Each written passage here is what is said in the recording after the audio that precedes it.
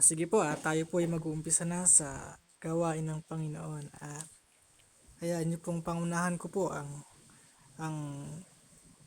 ang panimulang pambungad na panalangin at Lord.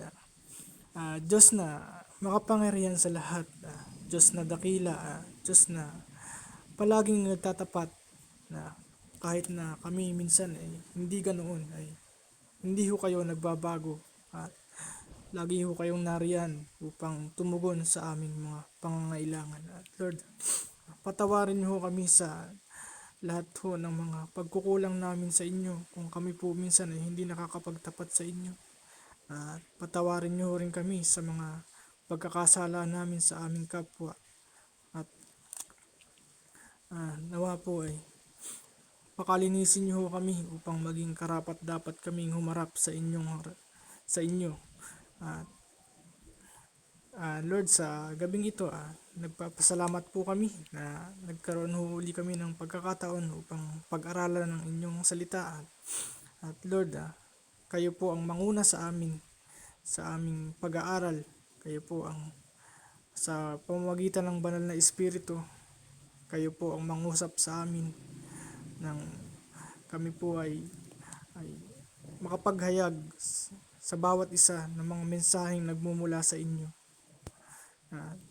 Dalangin ho namin na palagi niyo ho kaming patnubayan at pangunahan sa lahat po ng ginagawa namin, at naway wag ho kaming madaya ng aming damdamin sa bawat desisyon na aming gagawin sa araw-araw. At Lord, sa gabing ito, dinadalangin ko yung mga kapatid namin na wala pa po sa online platform na ito, na kayo po ang mag-ingat sa kanila, na sa kanilang biyahe kung sila po ay galing pa sa trabaho, kayo po ang mag-ingat sa kanila na makabalik sila sa kanilang tahanan ng ligtas at matiwasay. Dinadalangin din po namin yung mga kapatid namin na matagal na pong hindi nakakadalo sa aming gawain, sa gawain ninyo, Panginoon. Kayo po ang gumising sa kanilang mga puso at na bigyan nyo sila ng desire upang magbalik sa inyo at magpatuloy sa pagkilala sa inyo at sa pag-aaral ng inyong mga salita, dahil ito lamang po ang tanging paraan upang mas mas lumago pa kami sa mga espiritual na bagay at mas maging kapaki-pakinabang kami sa inyong ubasan. At Lord, sa gabing ito, kayo po lamang ang aming itinataas, at ito po ang aming samot dalangin sa tanging pangalan ni Jesus. Amen. Sige po, at naanyayahan ko po si Sis Ira upang pangunahan po ang pagbabahagi. Thank you po. Salamat po sa Panginoon. Isang mapagpalang gabi po. Yung sa amin po ay sa Santiago chapter 3, yung verse 1, sabi po dito, mga kapatid, hindi dapat na maging guro ang marami sa inyo dahil alam ninyo na tayong mga nagtuturo ay hahatulan ng mas mahigpit kaysa iba. Sabi po dun sa pangalawa, tayong lahat ay nagkakamali sa iba't ibang paraan.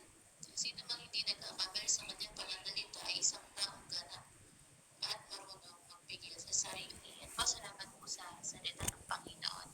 Sabi po doon, pinagtungkulan dito yung mga guro, yung mga nagtuturo, yung mga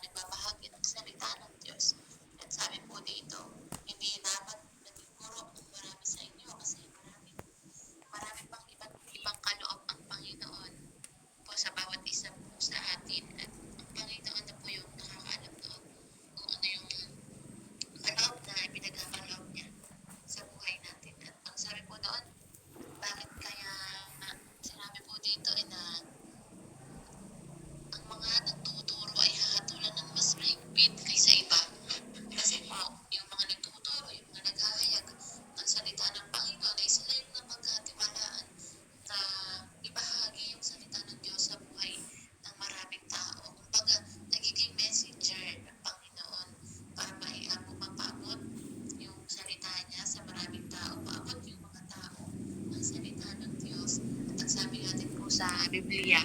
Ang sabi po doon, kung meron daw mangkulang at sobrang tayong masabi, yun ay pananagutan natin sa Panginoon. Kaya tulungan po tayo ng Panginoon sa pagpahayag natin ng kanyang salita, sa pagbabahagi natin. Tulungan tayo ng Panginoon, palaging maging maingat sa tuwing tayo nananalangin. Lagi natin nilingin sa Panginoon, ingatan niya yung bawat salita na lalabas sa bibig natin. Sa halip ay lagyan ng kapangyarihan ng Panginoon para maging kalakasan ng pananampalataya ng bawat isa ng mga makakarinig ng mga tatanggap ng salita ng Panginoon. Sapagkat ang sabi pa nga po dito, tayong lahat ay nagkakamali sa iba't ibang paraan. Sino mang hindi nagkakamali sa kanyang pananalita ay isang taong ganap at marunong magbigay sa sarili. At tayo, hindi tayo makapagbibigay sa sarili natin kung tayo lang. Kasi kung tayo lang din ay hindi natin kakayanin yung laban lang.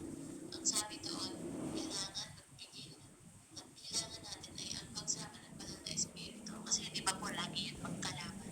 At kung yung sarili lang natin yung pakiman susunod, ay napakalaki ng chance ang magkamali tayo. Kaya nga po tulungan tayo at pilit lagi ng Holy Spirit sa maraming bagay ay sa lahat ng sasabihin natin, ang ginagawa natin, lalo na yung mga naituturo natin, ibabahagi natin at ang sabi dito, malaki yung magiging, sabi doon, kahatulan sa mga nangangaral ng salita ng Panginoon. Kaya tulungan po tayo ng Panginoon na laging magkaroon ng knowledge and wisdom ang ating hirap na buhay sa Panginoon. Kaya salamat po sa Diyos, sa Panginoon po, ang pinagmataas na papuri at pasasalamat. Amen po.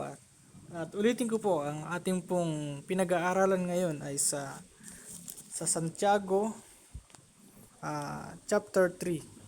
At ang binahagi po ni Sis Ira ay patungkol nga po sa dila. At totoo po yun na dahil nga po ang dila ang pinakadelikadong bahagi ng ating katawan ay talagang napakahigpit po na sabi nga ho sa kanina, mga kapatid, huwag maghangad na maging guro ang marami sa inyo dahil alam ninyo na tayong mga nagtuturo ay hahatulan ng mas mahigpit kaysa iba. Dahil kung ang isang mananampalataya na naghahatid ng mensahe ng ating Panginoon ay tatalikod sa ating Panginoon at mangangaral ng mga maling katuruan. Ayon nga po dito sa Hebreo chapter 6 verse 6, nakasulat ho dito na kapag sila ay tumalikod pagkatapos malasap ang lahat ng ito, hindi na sila maaaring panumbalikin upang magsisi sapagkat muli nilang ipinapako sa krus at inilalantad sa kahihiyan ang anak ng Diyos. At yun po ang consequences ng mga taong nangangaral ng mga maling katuruan patungkol sa Biblia, na bagamat pag sila'y tumalikod at yun nga po, kasi po ang nakasalalay po dyan ay kaligtasan ng mga taong nakikinig sa kanila. At kung maligaw ng landas yung mga taong naniniwala sa kanila, ay pasanin po nila yun. At wala pong kapatawaran sa ganun, na kahit sila ay magsisi at umiyak. Nakalimutan ko po yung verse, mayroong pong verse yun na kahit, kasi nga po parang katulad ho sila ng para ho silang si Esau, yung kapatid po ni Jacob, na ipinagpalit sa isang platong pagkain yung karapatan niya bilang isang panganay. Dahil nga po doon ay naagaw po ni Jacob yung karapatan ni Esau bilang pagiging panganay, at dahil ho doon naibasbas kay Jacob yung mga pangako para sa pagiging panganay, yung mga biyaya na matatanggap niya. At nung nangyari ho nun, bumalik ho si Jacob at pagkatapos niyang humuli ng isang hayop para lutuin at ipakain sa kanyang ama, ay na ano na niya na nakuha na pala ni Jacob yung basbas na yun. At kahit na ho umiyak pa si Esau sa harapan ng kanyang ama, ay hindi na ho mababawi yung basbas na yun at naibigay na sa kanyang kapatid na nakababata. At ganun din po.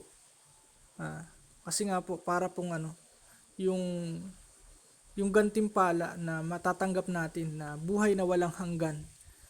Ang gantimpalang makakamit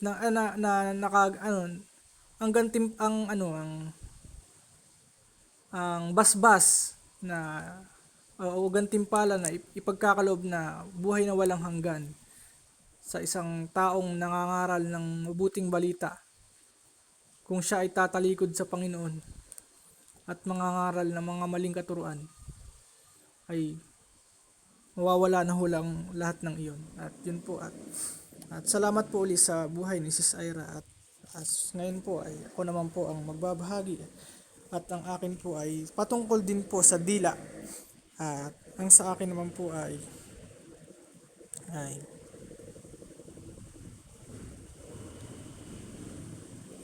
ano, sige po, siguro po basahin ko po muna simula. At ito pong Santiago chapter 3 verse 10. Sa iisang bibig nanggagaling ang pagpupuri at panlalait. Hindi ito mangyayari mga kapatid. Hindi lumalabas sa iisang bukal ang tubig tabang at tubig alat. Mga kapatid, hindi makakapamunga ng olibo ang puno ng igos, o ang igos ay ang puno ng ay mag ang puno ng igos, o ang igos ang magpupuno ng ang puno ng ubas, at lalong hindi rin bumubukal ang tubig tabang sa bukal ng tubig alat. At yun nga po, at basahin ko, medyo naligaw po ako, at basahin ko po uli yung basahin ko na po yung simula verse 6. Ang dila ay parang apoy, isang daigdig ng kasamaang nagpaparumi sa ating buong pagkatao. Ang apoy nito ay mula sa impyerno at sinusunog ang lahat sa buhay ng tao.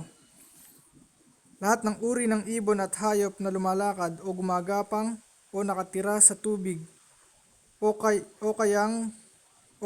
ay kayang paamuin at napapaamo ng tao, ngunit wala pang nakakapagpaamo sa dila. Ito ay kasamaang hindi mapigil at puno ng kamandag na nakamamatay. Ito ang ginagamit natin sa pagpupuri sa ating Panginoon at Ama, at ito rin ang ginagamit natin sa panalait sa taong nilalang na kalarawan ng Diyos. At purihin ang pagkakabasa ng salita ng Diyos. At dahil nga po ang dila po ay napaka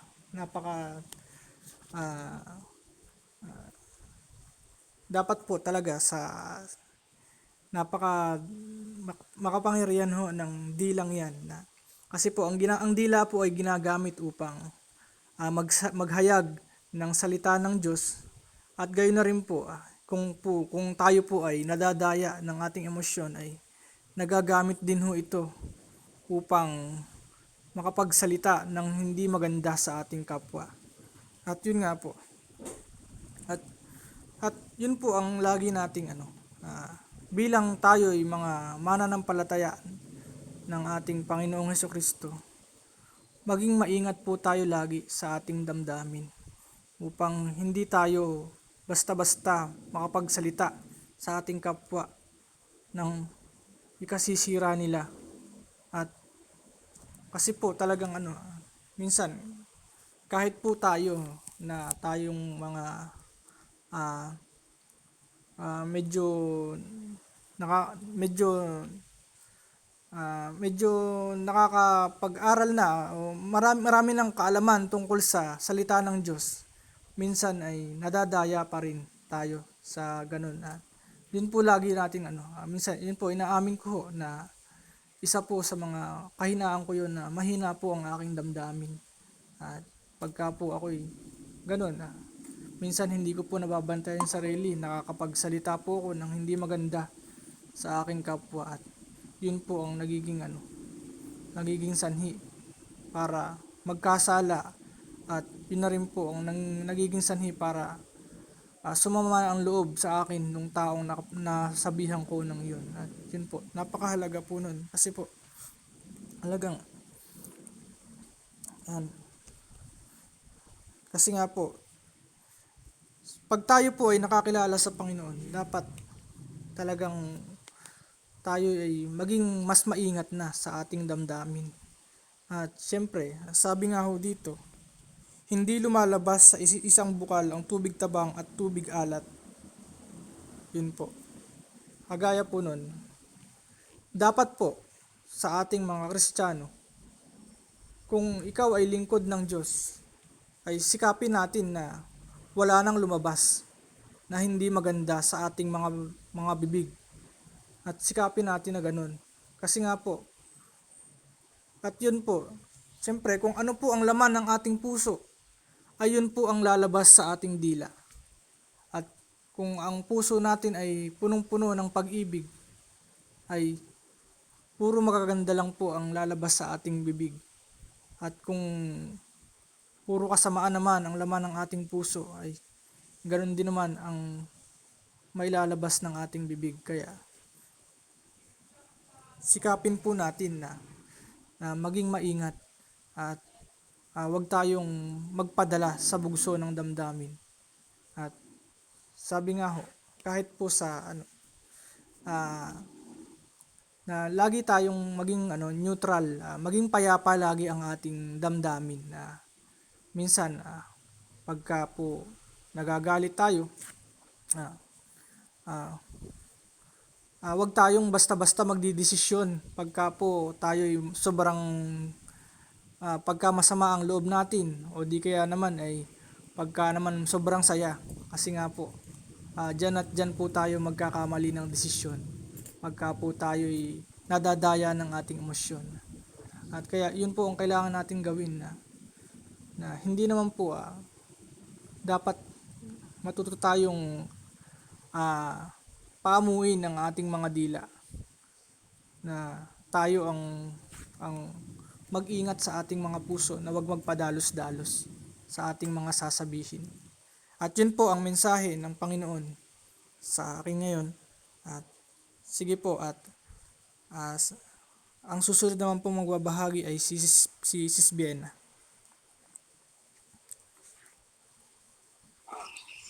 Sige po, salamat po sa ating Panginoon. At ngayon po ay nasa Santiago, chapter 3 na po tayo. At verse 12 po yung naglilay po. Kasi sinabi po dito, mga kapatid, hindi maaaring mamunga ng olibo o puno ng higos o puno ng higos sa kupas. Hindi rin maaaring makakuha ng tubig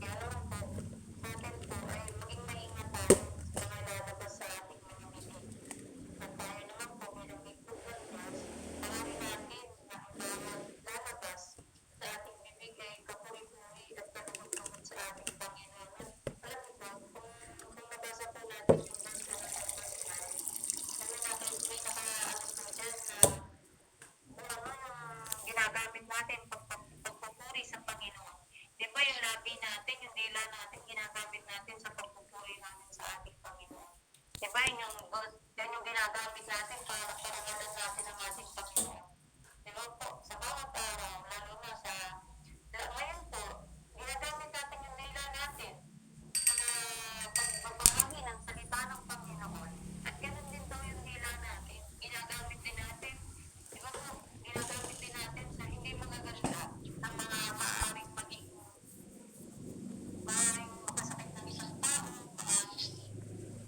marami. Sabi nga po dyan, dila daw maaari tayong magyabang. At kaya naman po, dahil bilang lingkod ng Diyos, ay maging maingat tayo sa lalabas sa ating mga bibig. At naisin natin na lahat ng lumabas sa ating mga labi, gamitin natin yung dila natin para sa kaluwalhatian ng ating Panginoon. Sabi nga po, kung sinasabi mo ng Diyos, pero po sabi dyan, sabi dun sa verse 12, mga kapatid, hindi maaring mamunga ng olibo ang puno ng higos, unang higos ang ubas, hindi rin maaring makakuha ng tubig tabang sa tubig alat. Ang ibig sabihin po dyan, kung kiniklaim mo na anak ka ng Diyos, kung kiniklaim mo na lingkod ka ng Panginoon, dapat ang lumalabas dyan mabuti. At ang lumalabas dyan, lahat ay makalulugod sa ating Panginoon. Sabi ko nga po kanina, hindi perfect yung lahat ng tao. Sabi dyan sa verse 12, madalas tayo magpapakamali, pero lagi natin tandaan mga kapatid. Hindi maaari natin laging paglalaban na walang perfecto na tao. Hindi natin gawin, hindi natin aring pwedeng gawin. Nalisensya ito para lagi tayo magkamali. Lagi natin magamit yung mga dila natin para makasakit tayo ng tao. Kung kiniklaim mo talaga na anak ka ng Diyos, dapat laging bumubukal din sa puso mo yung kabutihan, yung pag-ibig ng ating Panginoon. At kung bumubukal din sa puso mo ay ang pag-ibig ng Panginoon, ano yung lalabas sa bibig natin? Yung mga puro kabutihan. Diba, sabi mo, for example, sabi dun sa verse 12, yung puno daw ng igos, puno daw ng olibo, maaring magbunga ng olibo, hindi maaring magbunga ng olibo, puno ng igos, na lang po, example po. Diba po, sa atin po, anak tayo ng Diyos, ano ba yung sinasabi ng anak ka ng Diyos? Diba po, ano yung maaaring bunga natin? Diba, kung ano yung Panginoon, kung ano yung katangian ng Panginoon, dapat yun yung magiging bunga natin, hindi aring maipon. Kaya ganun din tayo, bilang lingkod ng Diyos, gaya po dito sa puno ng olibo, diba, hindi aring magbunga yung igos. At ganoon din para sa Panginoon. Kung anak tayo ng Diyos, kiniklaim mo sa sarili mo na lingkod ka ng Panginoon, na tumanggap ka sa Panginoon, dapat yung magbunga sa'yo. Katulad ng katangian ng ating Panginoon. At di ba sabi, narinig ko din po kanina kay Kuya JP at naisulat ko din po dito, anong naman ng puso mo? Yan yung lalabas sa mga labi po natin. At maging at naisip po natin bilang lingkod ng Diyos na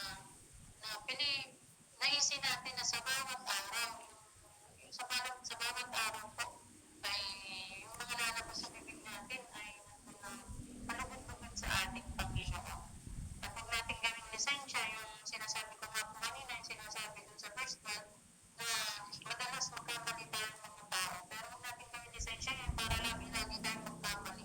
Na lagi natin iisipin, wala naman perfectong tao, kaya nagagawa natin yung mga ganung bagay. Hindi po ganun. Kaya tayo lingkod ng Diyos, na sa bawat pagkakamali natin, talagang doon pinipilit natin. Na, di ba, sabi ko nga po, yung pagsisisi, sa mga mali natin sabi ko nga po, yung pagsisisi, ano totoong ibig sabihin? Di ba? Yan yung lubusang pagtalikod sa mga kasalanan. Kaya naman po, ay pag tayo nakakagawa ng mga pagkakamali, ng mga kasalanan, nandun na magsisi tayo at talikuran natin yung mga ganun. Hindi na natin uulitin yung mga ganun bagay. At yun naman po sa Diyos na pinapataas sa atin. Amen.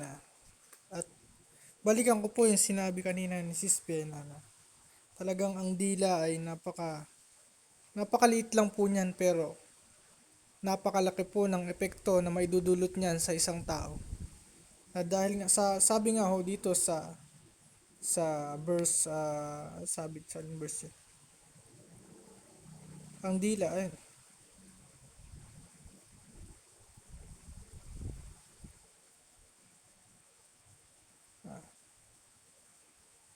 Basahin ko po dito.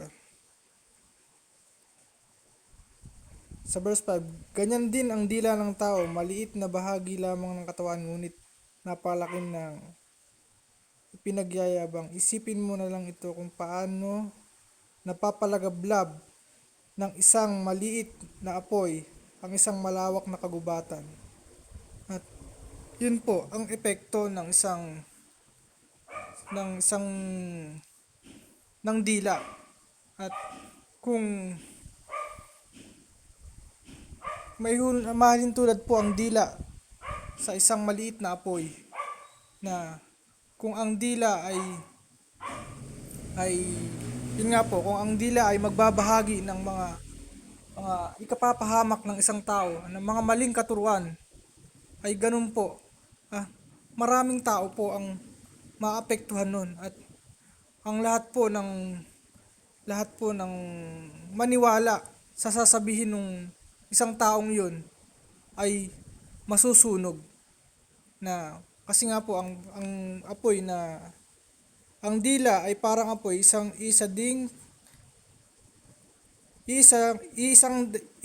daigdig ng kasamaang nagpaparumi sa ating buong pagkatao. At yun po, dahil nga po yun, yung dila ay parang apoy. At kung palaging masama ang lumalabas sa ating bibig, ay ganun din po ang mangyayari sa buo nating pagkatao, na talagang masisira po ang buo nating pagkatao. At yun po, kung halimbawa po ay talagang kilala tayo na mapanirang puri sa ating kapwa, ay syempre kung ganun po ang pagkakilala sa atin ng tao, ay iiwasan na tayo at hindi na tayo paniniwalaan. At once na tayo magsinungaling sa ating kapwa, ay hindi na tayo pagkakatiwalaan sa malalaking bagay. At ganun din naman po. At kung tayo ay mangangaral ah, ng mga mensaheng nagmumula sa Panginoon, ayun po ang pakamithiin natin. Although sinasabi ho dito na wag po nating hangarin, na wag hangarin ng lahat ang maging guro, dahil alam ninyo na tayong mga nagtuturo ay hahatulan ng mas mahigpit kaysa sa iba. Kasi po napakalaki pong pasanin yun kung makapagturo tayo ng maling katuruan sa iba. At yun po, at dapat, kasi po sabi nga po kanina ni Sis Ira na marami naman pong kaloob ang ating Panginoon, na kung kaya wag nating lahat hangarin na na maging guro, kasi po napakapili lang po ng mga taong pagkakatiwalaan ng Panginoon upang maghayag ng salita ng Diyos. At marami naman pong ibang kaloob dyan, na kagaya po ng sa pagbibigay, o di kaya naman po sa marami pong kaloob at yun po, at talaga pong kaya po lagi po nating ingatan yung mga lumalabas sa ating bibig. At yun nga po, sabi nga po niya kanina pati yung ayun po, sige, mahapahaba. Sige po, at susunod naman po ay si Siskiax.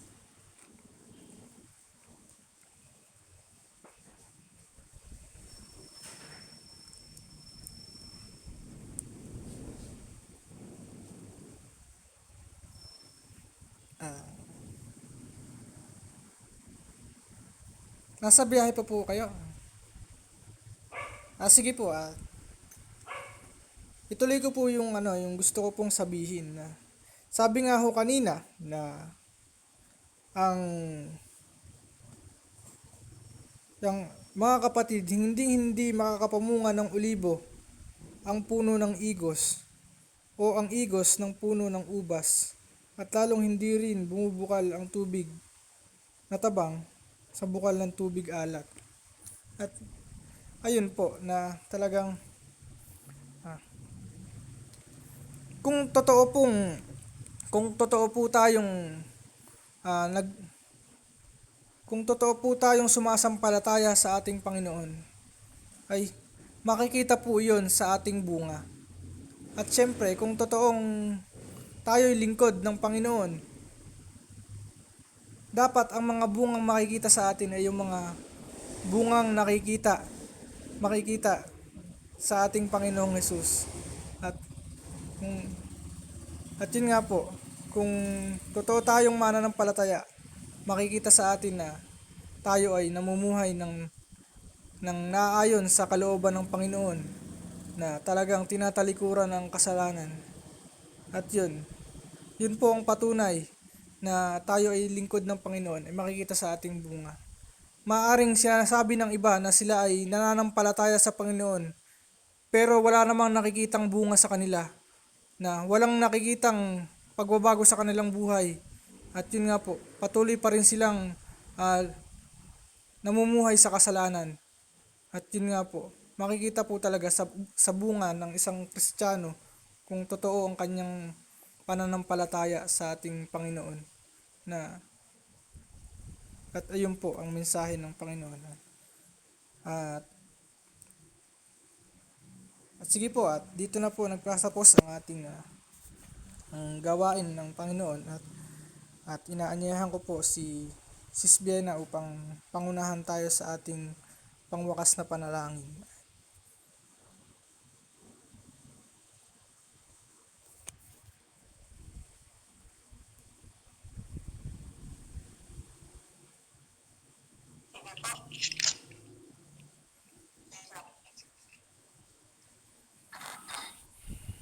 Sige po, tayo po ay manalangin. Ang ating presensya ng ating Panginoon. At patuloy natin hingin sa Panginoon ang palaging pagsama. At salamat sa Panginoon. Sige po, tayo po ay manalangin. Ang Diyos ang makapangyarihan sa lahat.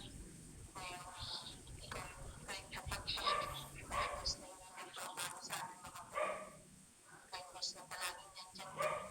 Ikaw Diyos na palaging nagpapakinahan mo kami sa buhay na Panginoon.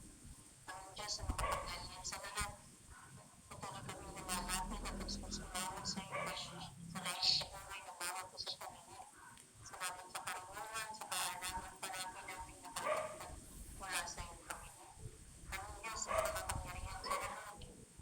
Ginadalaman po namin na ikaw patuloy na tumuloy sa bawat isa, Panginoon.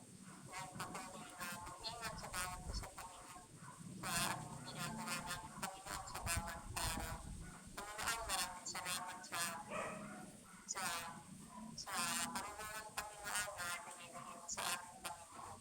Sa ating pinag-aralan ngayon, Panginoon, patuloy na sumama sa bawat isa. Palagi mo kami nabayan, Panginoon, at palaging ikaw ang maghari sa ating mga buhay. At Panginoon, dinadalangin din namin na tulungan mo kami, Panginoon, na palaging makasunod sa kalooban mo, Panginoon. Palaging mo kaming gabayan, Panginoon, sa bawat araw, sa bawat pag-akbang ng aming mga paa, Panginoon. Na palaging sa iyo kami umasa sa bawat araw, Panginoon. Maraming salamat, Panginoon, sa gabing ito, Panginoon. Kila Kuya JP, kila Pias, kila Ate Aimee, sa akin, Panginoon, sa marami pa po, kila Pastor, sa mga kabataan po, mga napari, ikaw patuloy na magpala sa akin, Panginoon. Ikaw patuloy na sumama sa amin at palaging maramdaman namin, Panginoon, yung pag-ibig. Panginoon, dinadalangin ko yung mga kabataan na wala dito, Panginoon, na patuloy kaming nagtitiwala sa iyo, Panginoon. Patuloy kaming umaasa sa iyo, Panginoon, na ikaw yung patuloy na hihirap sa kanila. Ikaw yung patuloy na magbibigay sa kanila ng desire sa kanilang mga puso, Panginoon. Para umagat sa gawain ito. Panginoon, maraming salamat yung pinag-aralan namin ngayon, Panginoon. Ito yung madala namin sa aming buhay, Panginoon, sa aming araw-araw, Panginoon. Sa puso, Panginoon, sa bawat araw ay kailangan namin, Panginoon, na iyong mga salita para sa ganun, Panginoon, ay bahagi namin ito sa mga tao sa paligid namin, Panginoon. Maraming salamat, Panginoon, sa iyong pinakamataas na papuri, pagdakila at pagsamba sa Panginoon Jesus. Amen. God bless po. God bless po. God bless